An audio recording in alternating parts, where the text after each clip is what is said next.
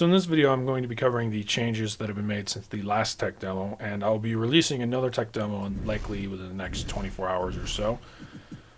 But for now, review. The last tech demo and the previous ones before, button sticking was an issue, and that no longer is a problem for multiplayer. It's been fixed.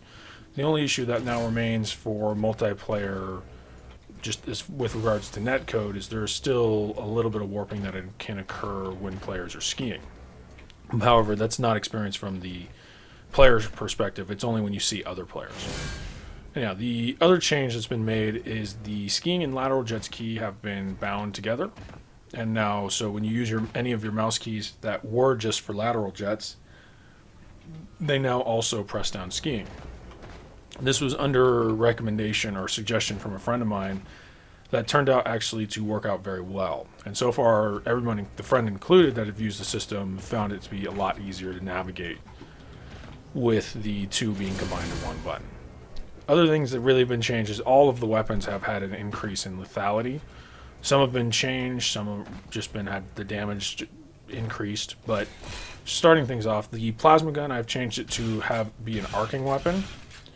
I'm hoping the arc will allow for some more interesting use rather than the really horrible, bad attempts at everybody to try and hit each other online. Plasma gun never has been a really good online weapon. The disc and the rocket launcher have had their damages increased, both to 100 apiece, but otherwise they're the same. The railgun is now hit scan and only damages armor. So you can't kill anybody, but as a result, it has had its damage upped as well to 100.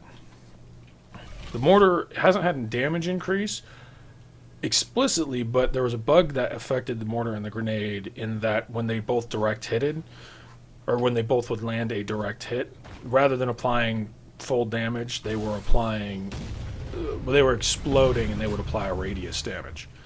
That's been fixed, and as a result, the mortar is far more deadly now. If you're a 200-200 stack, two mortars could feasibly kill you. And the grenade has been changed significantly, kind of like the rail, in that it now explodes on the second bounce. And the change should be kind of apparent on how much it'll increase the lethality.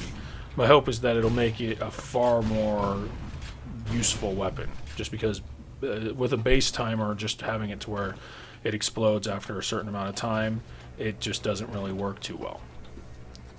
So other things, really, the jetpack is a little bit weaker overall.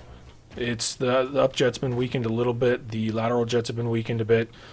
Carving has had a control increase at low speeds, but it should behave similarly at high speeds. But it's one of those things where hopefully it'll feel better for everybody, just because at low speeds it handles a lot better. Otherwise, that's really it as far as the changes are concerned. If you have any questions or comments, you can, of course, ask in the YouTube comments page or on the game forums or on Twitter.